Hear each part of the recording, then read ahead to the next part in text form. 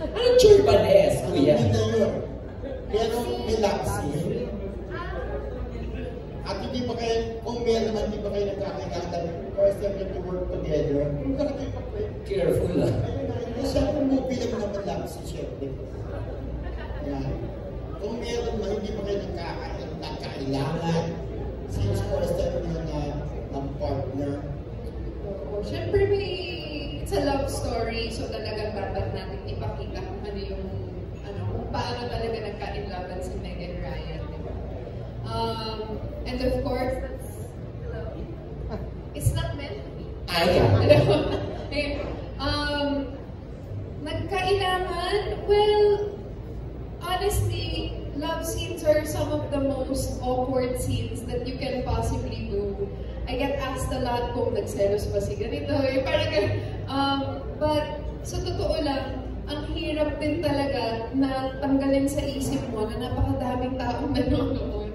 And so, it's really up to the two of you to trust each other and try your best to make each other feel comfortable. Kasi nga, there are so many factors why you should be uncomfortable. Conscious ka sa katawan mo, conscious ka kasi nandito, katabi-katabi lang ang face mo yung cameraman, diba? So, may mga ganon. But if ever may ilang factor naman, it's not because of JC. He definitely was a gentleman the whole time, making me feel as comfortable as possible. But you can't be fully comfortable in a love scene. It's impossible. Hindi din kaya.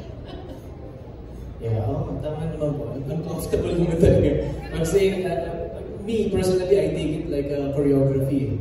I really just want to sell it like it's happening when it's really not. So as much as possible, talagang stick lang ako sa choreography. So wala naman talaga usually pag ganun, mahirap na yun eh. You're thinking about a lot of things in just one scene. So as much as possible, mas technical siya. So and you have to respect your co-actors and everybody around. So it's a multitasking work. So mahirap, uncomfortable. Thank you, Meg and Ryan. Ganun lang. Ganun lang ako. Ayaw ibalik yung mic ko. Actually, Jai, kasama po namin dito si Cedric Juan. Yes. Tsaka si Steven Bansin. Si Cedric po, ito yung time na to, hindi pa siya nanalo ng Best Actor sa convention na to. Wow. Kasi kung nanalo na siya, nasa kanya yung role na to. Joke! Siya na si Meg at si Ryan. Multiverse. Yes. Good job, yes. Of course, ito pa ang isang taga-Marisol Academy na lagi nagpapagay kapag trip na ako. Yes, to the right. Direk, bakit matagalan bago ikalabas ito? Well, yung actually sobrang naging challenge kasi sa akin yung timing. Because a lot of our movies right now, diba, local films, halos ang daming mga balita or nakikita naman natin, it's not making good sa theaters, diba? So I'm looking for a proper timing din for the film. At the same time, like I shared a while ago, sobra akong na-emotional kasi talagang kinumpleto ko po yung gusto kong makuha sa requirements ko, sa vision ko sa film. So, nandito ang, syempre, sa editing, sa post, and everything that I have to consider when it comes to FTRCB, the music, everything na gusto kong makuha ng tama at naaayon naman sa plano mo na i-launch yung film. Hindi naman siya ganun katagal, it's just that, diba, in all filmmaking na planning, consider mo yung proper timing. So I guess this is the timing that I need, and sana nga po, tama yung timing namin. Hopefully, magkaroon ng magandang ma-appreciate the viewers natin, yung mensahe na gusto namin i-share sa inyo lahat. Thank you, to JC and Rian. Ang dami na rin kasi mga ginawang movies na love stories, di ba? So what made you decide to accept this film? Ano yung kaibahan niya sa ibang love stories or other films na nagawa nila?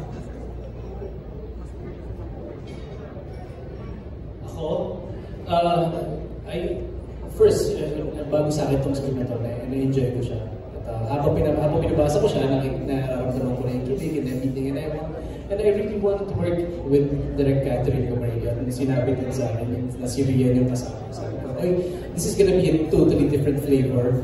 Kahit nung pinapanood ko yung trailer, sabi ko, parang, kasi I like to watch myself as a third person. Na parang interesting yung flavor na to, na magkasama silang dalawa na, ano kayang may bibigay na feeling? It's usually, pag gano'n nanonood ka yung love story, it's a different string na napupul sa'yo, di ba? It's a different kind of love. So, I think yun yung nabigay namin dito. So, and working with them, laging bago yung nabibigay ko eh. It's a different tone. Well, hindi naman sobrang bago sa akin yung character na nag-hit pa lang ng puberty yung character ko dito as 35 years old. So, ang pinaka nagustuhan ko is I wanted to support the complex character of Rhea. Kasi ang hirap nung role. At natuwa ako na ang sarap supportahan nito. At nagtagumpay siya doon sa paggawa nito. At totoo naman na, I know pa ulit-ulit yung word na ibang Rhea.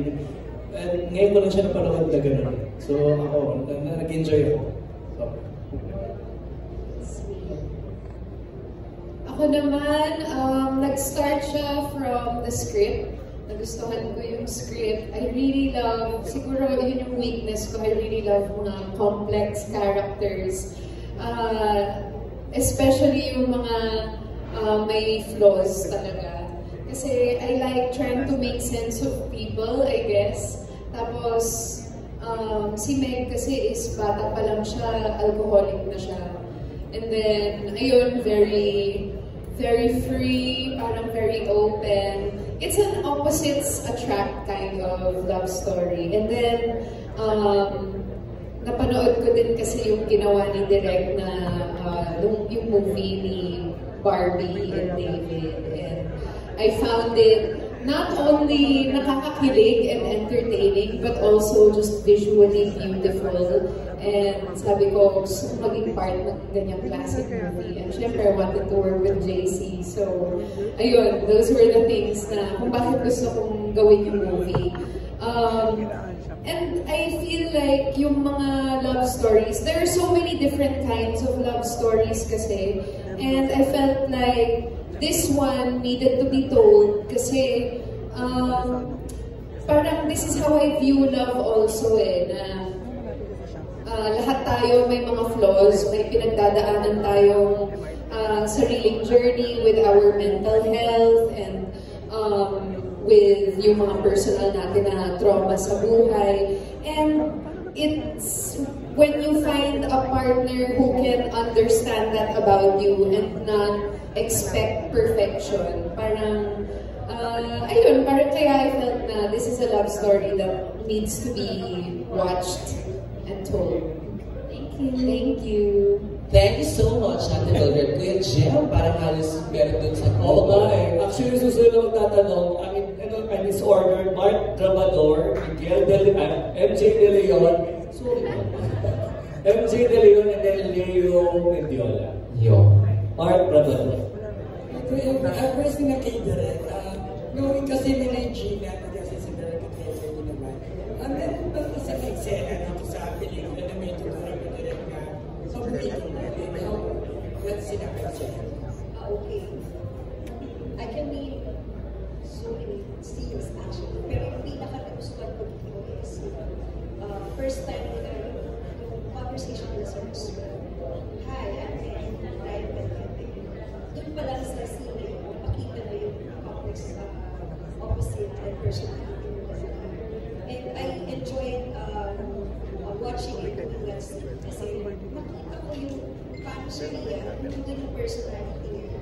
Dire-diretso na, spontaneous yung yung dialogues niya. Actually, hindi sila by the script eh.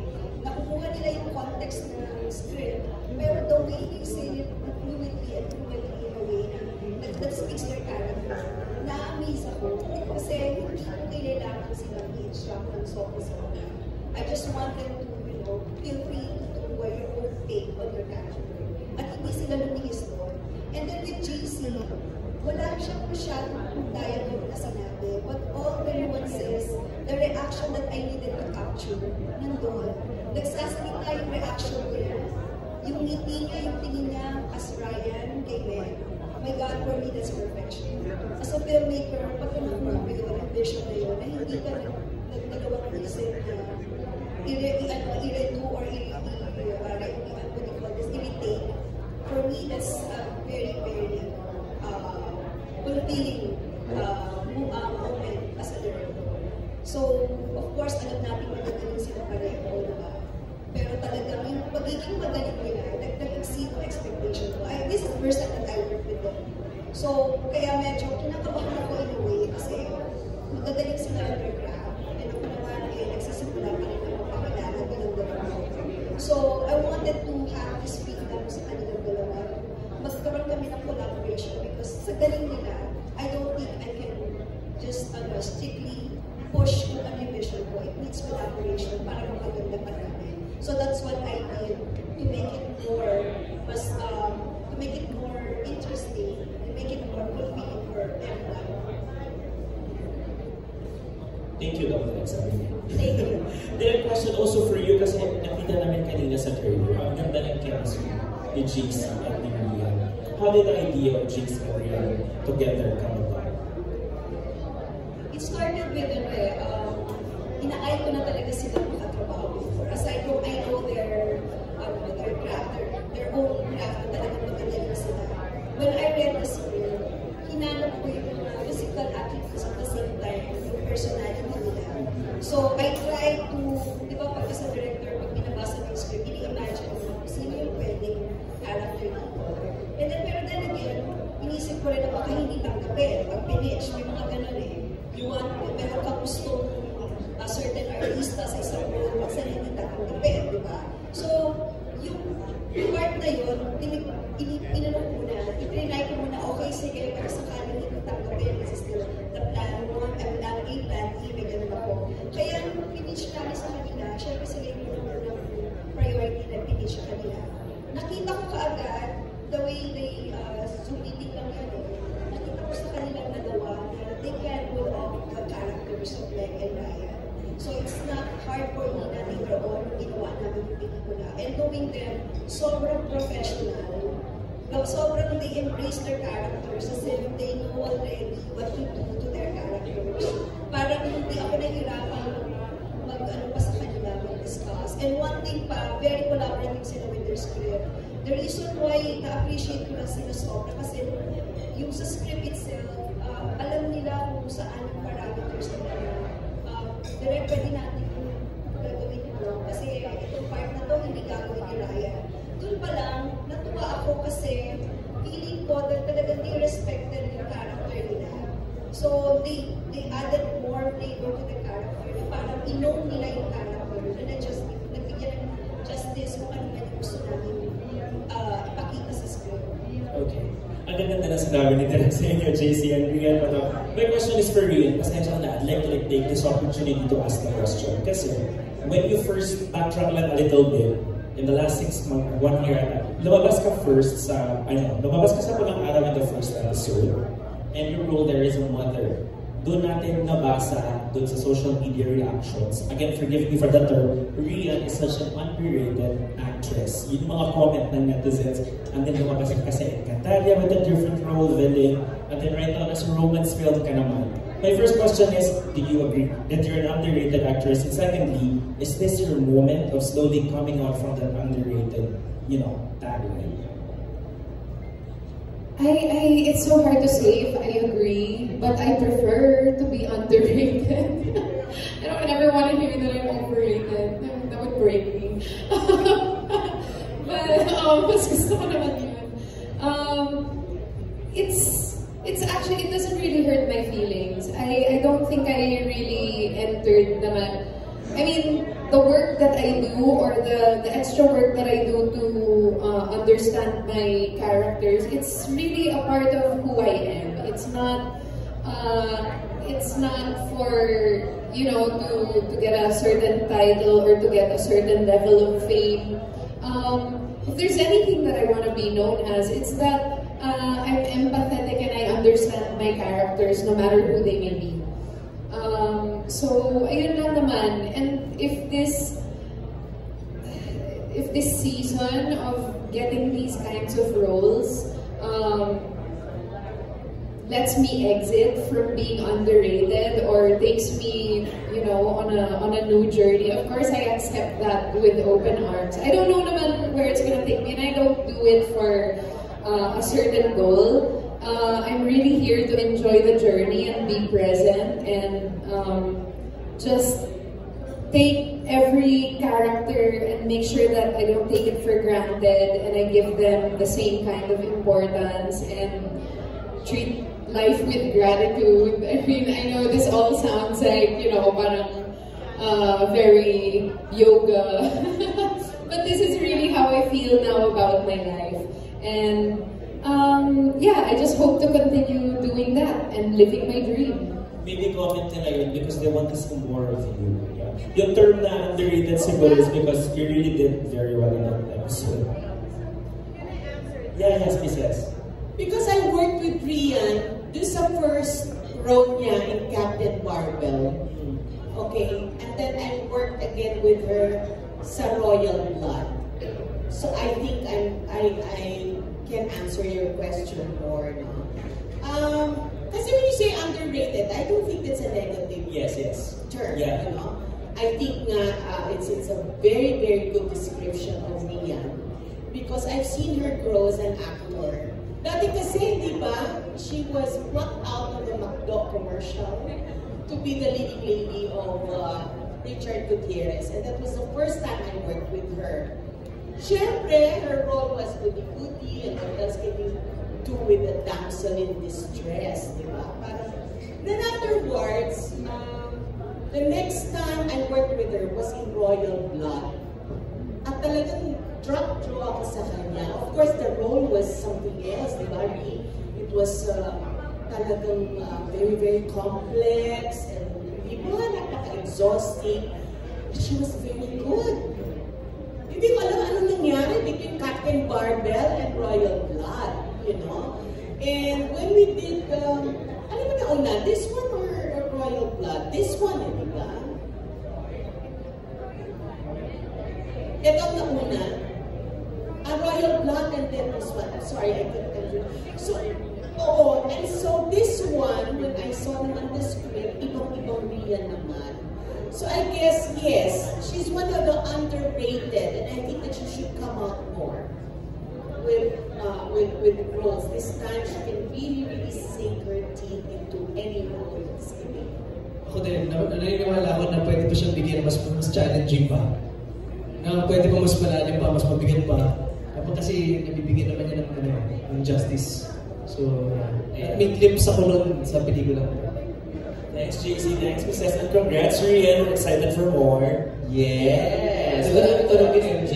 Totoo, at saka alam nga dito, parang thesis defense na yung nangyayari. Kaya, tulad ko lang ang English pare. Totoo, English. Tsaka pinaka ko talaga yung takeaway ko, damsel. Damsel in distress. Ako takeaway. Ako nagka-special kay Direk Catherine Camarillo, knowing JC and Rian to be both very intense and emotionally aware actors, paano niyo po silang dinirect? At meron ka bang mga moments na nagulat ka sa mga ginato nila sa yung mga eksena? Actually, napaka-collaborative nila. Dahil nasa magagaling sila, hindi na mahirap para sa akin na kunin or makita yung gusto ko makuha sa eksena. I always talk to them, they always collaborate, they always ask questions, and they give more. Sometimes, may mga eksena rin nga sa script, question nila. Tapos we discuss, and then we come up with something na talagang masasolidify kung ano yung tamang track na going for the character. We confirm with each other, yun ang pinakamaganda na nag-usap kami, pinapakinggan nila ako, nakikinig sila, and then sinusunod nila kung ano yung version na gusto ko. At the same time, hindi ko binabaliwala ano man yung notes nila or ano man yung gusto nilang makuha sa eksena. And I respect yung mga suggestions nila. At natutuwa lang ako kasi ganun sila ganun sila ka-keen when it comes to their characters. Masyado silang involved with the characters na gusto nilang ipakita. hindi sila nawawala dun sa characterization. At katulog po sila actually sa pagpulma ng mga characters nila.